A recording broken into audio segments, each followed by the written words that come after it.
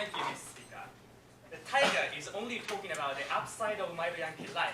I used to live in Ikebukuro. Let me talk about the downside of my Yankee life. Divorce rate is very high. So many people suffer from alcoholic. Some people borrow money from loan sharks and become bankrupt because they spend a lot of money for pachinko. Due to the lack of knowledge or legal expertise, these people do not know where to escape, whom to consult with, ladies and gentlemen. Some form of academic skills is correlated with some form of common sense, which help individual to make the most informed judgment about the future. It's too late when people regret in the future. That is why it's necessary to overly emphasize the necessity of some level of intelligence and necessity to access the basic level of education. And that's why we oppose the resolution. I'm going to talk about three things in this speech. First of all, let me directly engage with the Kyoto Tiger about the necessity of professional skills. Secondly, let me talk about how should we cope with the stigma and pressure coming from competitiveness. Number three, what's the most inclusive way of career planning? So let's move on to the first flashpoints about the necessity of a professional skill. What Deputy Prime Minister explained is actual occupational skill has nothing to do with academic skill, such as negotiation skill or such as specific engineering knowledge. That is contradiction to their stance. If you want to emphasize necessity of a certain skill, you necessarily generate the same level of coercion, which leads to depression as well. Those who cannot gain such professional skill might suffer from depression, mental instability, and such. Notice, no matter what kind of narrative you support, the coercion necessarily occurs. But the question is whether the coercion is good or bad. What we say is that level of coercion is good. The social pressure is good. That's our contention. They didn't engage with the value judgment that we have made in this debate. But secondly, yes, we agree that there are many other proxies or indicators to measure individual commitment and dedication. But what we would like to emphasize is that education is the most fair form of indicator and a measure. Because the mandatory education system is what all countries have. The education is the first competition that everyone universally undergoes.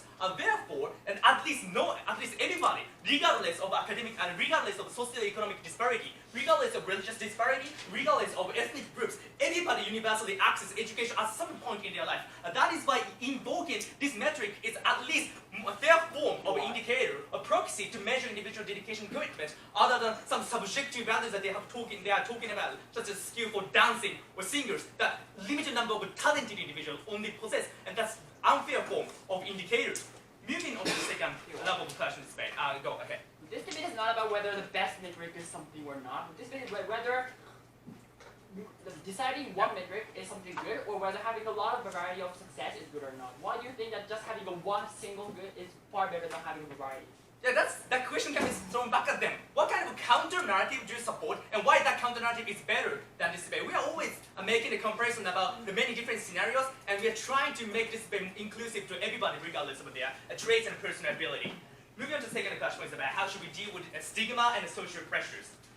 First response, first counter-analysis is with or without this kind of narrative emphasizing academic ability, there are many kind of stigma or pressure that exists in our society.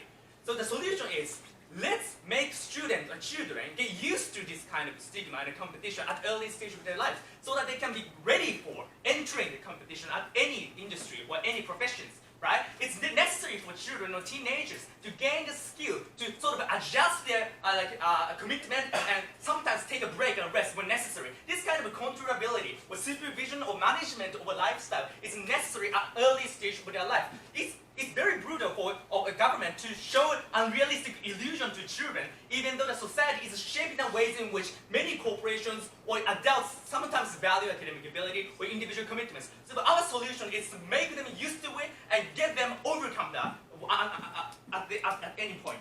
Secondly, the pressure is good because their contextualization is drop-out kids. Some kids might commit juvenile delinquency and drop out from the educational system. That's happening already in the status quo. What should be the solution?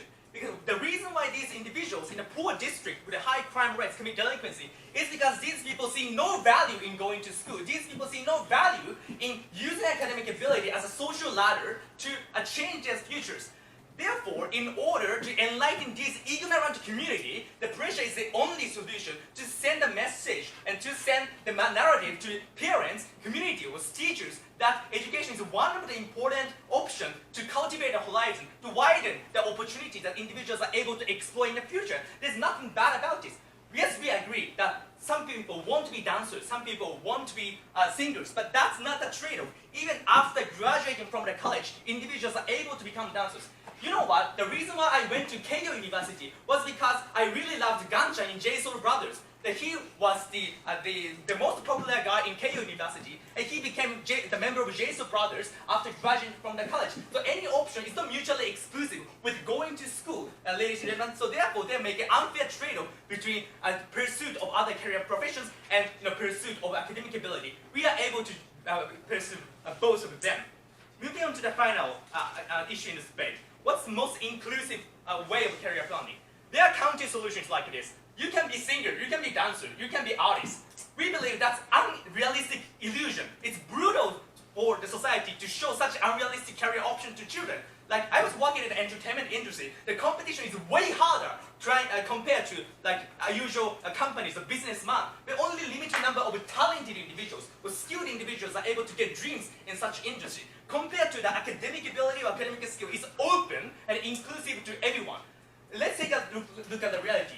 Many prestigious universities have far more diversity of race, ethnicity, gender, sexual orientation compared to the past in the status quo. That's not because of affirmative action. That's because of the efforts and result of individual efforts of many social groups in our society. Just like these examples exemplify the fact that the pursuit of academic ability is the most inclusive and open for everybody, even social minority or disenfranchised individuals in society have a chance to be successful at some point of life. It's very brutal and irresponsible for them to say that you can be dancer or singer, even though the option is far more limited, even though the chances in which you can get success is far more dubious.